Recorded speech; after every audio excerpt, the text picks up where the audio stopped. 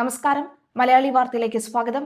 തെക്കൻ ഗുജറാത്ത് തീരം മുതൽ വടക്കൻ കേരള തീരം വരെ നിലനിൽക്കുന്ന ന്യൂനമർദ്ദ പാത്തിയുടെ ഫലമായി സംസ്ഥാനത്തുടനീളം തോരാതെ പെയ്യുന്ന കനത്ത മഴ നാശം വിതയ്ക്കുന്നു. മലയോര മേഖലകളിലും കിഴക്കൻ അതിർത്തികളിലും പ്രളയസമാനമായ സാഹചര്യമാണ് നിലനിൽക്കുന്നത്. ഇടുക്കിയിലും കോട്ടയത്തും വീണ്ടും പലയിടങ്ങളിലും ഉരുൾപൊട്ടലും കനത്ത മണ്ണിടിച്ചിലും ഉണ്ടായി. സംസ്ഥാനത്ത് മഴക്കെടുതി രൂക്ഷമായ സാഹചര്യത്തിൽ കോട്ടയം, ഇടുക്കി, പത്തനംതിട്ട, വയനാട്, മലപ്പുറം, ആലപ്പുഴ എന്നീ 6 ജില്ലകളിൽ എല്ലാ വിദ്യാഭ്യാസ സ്ഥാപനങ്ങൾക്കും ഇന്ന് അവധി പ്രഖ്യാപിച്ചിട്ടുണ്ട്. ഇടുക്കി ജില്ലയിലാണ് മഴക്കെടുതി ഏറ്റവും കനത്ത നാശം വിതച്ചിരിക്കുന്നത്. കുടയത്തൂർ അടൂർ മലയിൽ ഉണ്ടായ ശക്തമായ ഉരുൾപൊട്ടലിൽ ഒരു വീട് പൂർണ്ണമായും മണ്ണിനടിയിലായി. വീട്ടമ്മ മരിച്ചു എന്ന അതിദാരുണമായ വാർത്ത പുറത്തുവരുന്നു. 2 പേരെ കാണാനില്ല എന്ന വിവരവും വരികയാണ്. ചിലർ വീട്ടിൽ നിന്നും അത്ഭുതകരമായി രക്ഷപ്പെട്ടു എന്നും അറിയിപ്പുണ്ട്.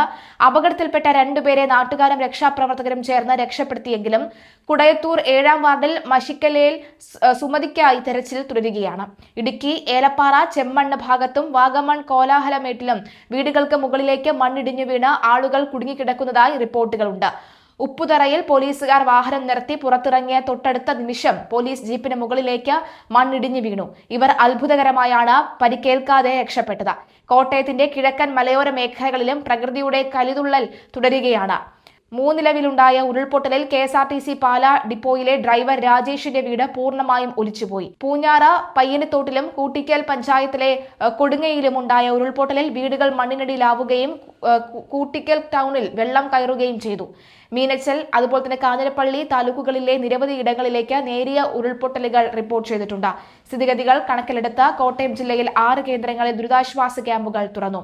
റോഡ് ഗതാഗതം പലയിടത്തും പൂർണ്ണമായി വിച്ഛേദിക്കപ്പെട്ട അവസ്ഥയിലാണ്. ഈരാറ്റുപേട്ട വാഗമൺ റോഡിലേക്ക് വലിയ രീതിയിൽ മണ്ണിടിഞ്ഞു വീണു. KK റോഡിലും പാല ഈരാറ്റുപേട്ട റോഡിലും മൂന്നാനിയിലും വെള്ളം കയറി. കാഞ്ഞിരപ്പള്ളി ഈരാറ്റുപേട്ട റോഡും ഈരാറ്റുപേട്ട കുട്ടിക്കൽ അതുപോലെ തന്നെ തൊടുപുഴ ടൗണുകളിലും വെള്ളത്തിനടിയിലാണ്. മണിമല ആറ്റിൽ ജലനിരപ്പ് അപകടകരമായ വിധത്തിൽ ഉയർന്നതിനെ തുടർന്ന് പുനലൂർ മൂവാറ്റുപുഴ റോഡിനെ മണിമല ടൗൺ മണനാണി വാഴൂർ മേഖലയിൽ വെള്ളം കയറി നിരവധി വീടുകളിൽ വെള്ളക്കെട്ട് രൂപപ്പെട്ടു. പത്തനംതിട്ട ജില്ലയിലും അച്ചൻകോവിലാറും പമ്പയും കരകവിഞ്ഞ് ഒഴുകുകയാണ്. റാന്നി കോന്നി മേഖലകളിൽ പലയിടത്തും റോഡുകൾ മുങ്ങി. രാത്രി മുഴുവൻ പെയ്ത അതിതീവ്ര മഴയിൽ ഗ്രാമീണ റോഡുകൾ അടക്കം വെള്ളത്തിനടിയിലായതോടെ മലയോര മേഖലകൾ ഒറ്റപ്പെട്ട അവസ്ഥയിലാണ്. നദികളിൽ വെള്ളം ഉയർന്നതോടുകൂടി താഴ്ന്ന പ്രദേശങ്ങളിലുള്ളവരെ അടിയന്തരമായി മാറ്റിപ്പാർപ്പിക്കാൻ റവന്യൂ അധികൃതർ നിർദ്ദേശം നൽകിയിട്ടുണ്ട്. സംസ്ഥാനത്ത് ഓഗസ്റ്റ് 4 വരെ ഇടതടവില്ലാതെ മിതമായതോ ശക്തമായതോ ആയ മഴ തുടരാൻ സാധ്യതയുണ്ടെന്ന് കേന്ദ്ര കാലാവസ്ഥാ വകുപ്പ് അറിയിച്ചു. ശക്തമായ മഴ മുന്നറിയിപ്പിന്റെ പശ്ചാത്തലത്തിൽ ഇടുക്കി, എറണാകുളം, തൃശൂർ, പാലക്കാട്, മലപ്പുറം, കോഴിക്കോട്, വയനാട്, കണ്ണൂർ, കാസർഗോഡ് എന്നീ 9 ജില്ലയിൽ ഓറഞ്ച് അലർട്ട് പ്രഖ്യാപിച്ചു. ഇവിടെ 24 മണിക്കൂറിൽ 115.6 മില്ലിമീറ്റർ മുതൽ 204.4 മില്ലിമീറ്റർ വരെ അതിശക്തമായ മഴ ലഭിച്ചേക്കും. തിരുവനന്തപുരം, കൊല്ലം, പത്തനംതിട്ട, ആലപ്പുഴ, കോട്ടയം ജില്ലയിൽ യെല്ലോ അലർട്ടും നിലവിലുണ്ട്. മഴയ്ക്കൊപ്പം മണിക്കൂറിൽ 40 മുതൽ 50 കിലോമീറ്റർ വരെ വേഗതയിൽ ശക്തമായ കാറ്റിനും സാധ്യതയുണ്ട്. കോഴിക്കോട്, കണ്ണൂർ, കാസർഗോഡ് ജില്ലയിലെ തീരങ്ങളിൽ ഉയർന്ന തിരമാല കാരണം കനത്ത കടലാക്രമണത്തിന് സാധ്യതയുണ്ടെന്ന് കാലാവസ്ഥാ കേന്ദ്രം മുന്നറിയിപ്പ് നൽകി. ഇതിനാൽ തീരദേശവാസികളും മത്സ്യത്തൊഴിലാളികളും അതീവ ജാഗ്രത പാലിക്കണം. അപകട സാധ്യത മുന്നിൽ കണ്ട് കേരള, കർണാടക, ലക്ഷദ്വീപ് തീരങ്ങളിൽ ഇന്നും നാളെയും മത്സ്യബന്ധനത്തിന് പൂർണ്ണ നിരോധനം ഏർപ്പെടുത്തിയിട്ടുണ്ട്. നദികളിലും ജലാശയങ്ങളിലും ജലനിരപ്പ് അതിവേഗം ഉയർന്നതിനാൽ പുഴകളിലും തോടുകളിലും ഇറങ്ങുന്നതിനും മീൻ പിടിക്കുന്നതിനും കർശന വിലക്കുണ്ട്.